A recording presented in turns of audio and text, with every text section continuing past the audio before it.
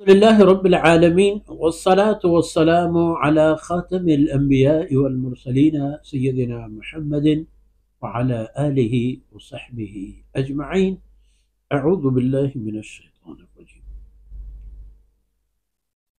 ومن آياته أن تقوم السماء والأرض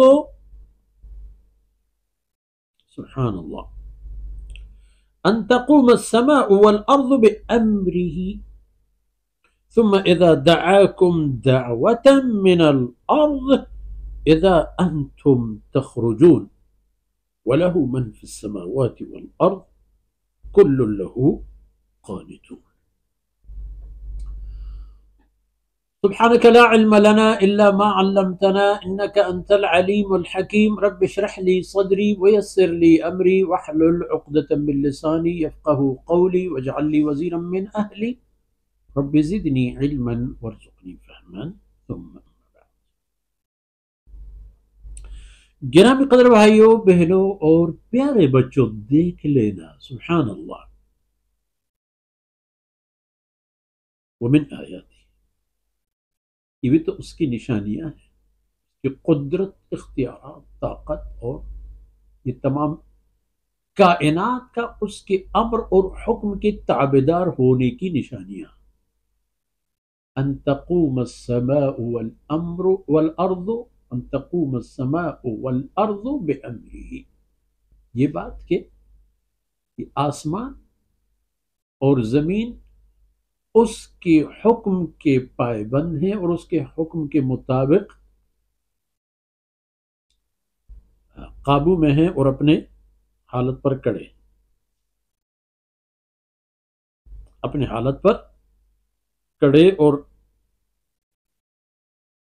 یعنی جو اللہ کے حکم کے مطابق ہے اس کے مطابق، نہ ان میں کوئی کمی بیشی، نہ کوئی تباہی، نہ کوئی آبادی، نہ بربادی، بغیر اس کے امر کے پائبند ہیں اور اپنی جگہ پر برقرار ہیں بِأَمْرِهِ، اللہ کے امر سے.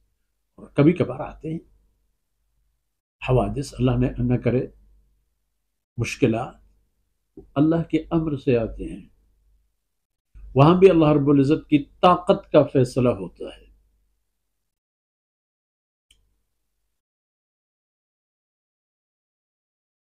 تو پھر ایسا ہوتا ہے کہ اس کائنات کا خاتمہ ہوتا ہے اور سب جو وجود ہے تمام دوبارہ عدم میں چلے جائیں، کوئی چیز باقی نہیں رہے گی. لیکن ثم اذا دعاکم دعوة من الارض، پھر ایک نوبت ایسی بھی آ جائے جو آنے والی ہے، اس تباہی کے بعد دوبارہ ان کا حکم ہوگا، اور جب وہ وقت آئے گا جب وہ تمہیں دوبارہ پکاریں گے زمین سے، کیونکہ تمام موجودات جو زمین کے اوپر ہیں، زندہ ہیں، یہ سب مرنے کے بعد زمین کے حصہ ہوں گے، اور دوبارہ اللہ کے حکم سے انہیں حکم ہوگا. اللہ پکاریں گے ان کو کہ چلو مخلوقات دوبارہ زندگی کی طرف لوٹ آؤ، دوبارہ زندہ ہو جاؤ.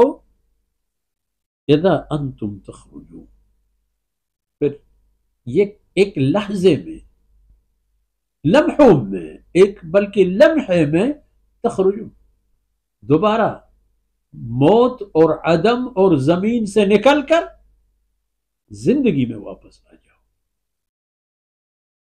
اور زندہ کر دیے جاؤ گے.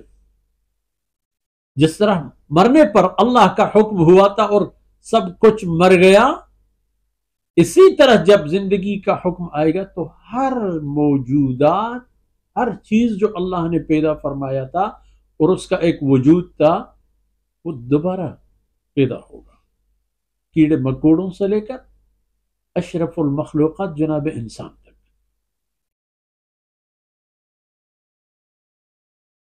لیکن یاد رکھو وَلَهُ مَن فِي السَّمَاوَاتِ وَالْأَرْضِ، جو کچھ کائنات میں موجود ہے سب کے سب اس کی ہیں، اللہ کی ہیں، اس کی مال ہے، ملک ہے اور اس کی اپنی ہیں، ان کے ساتھ جو کرنا چاہے کرے۔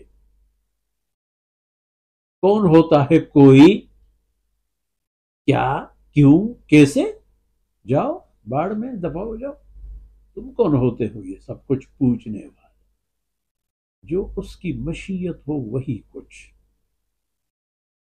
اور کل لہ قانتون، ہر چیز اس کے حکم کا پائبند ہے، حتیٰ کہ یہ منکر اور نافرمان انسان بھی اس کے حکم کا تابع ہے۔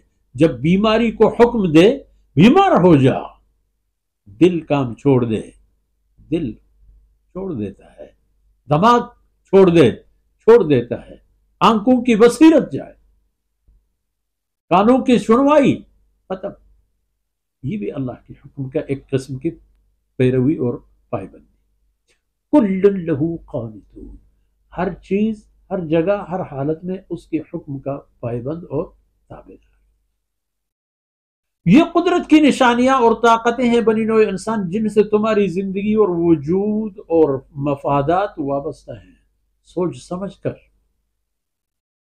جو کہیں عاقل فرمایا، کہیں عالم فرمایا، کہیں تفکر اور تدبر کی باتیں آئیں، ان کے مطابق اپنے آپ کو تیار کر، وہی کچھ ہو جاؤ اے انسان کہ جو اللہ رب العزت کو طلب ہے مجبور آپ سے۔ وصلی اللہ علی نبینا محمد وعلی آلہ وصحبہ۔